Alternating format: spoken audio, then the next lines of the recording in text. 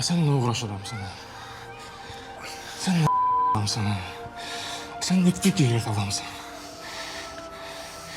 Utanmırsın mı? Beni de saldın zibile. Onu da saldın zibile. Bir gram utanmırsın sen. Allah'ımdan zibil günde yaşayırıq.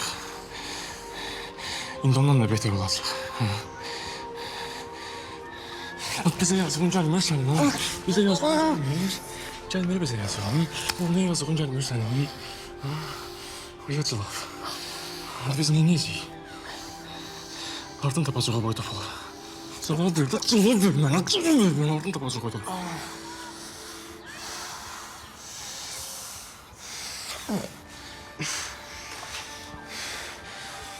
Ata sen bugünleri bir görseydi seni diri diri bastırırdı.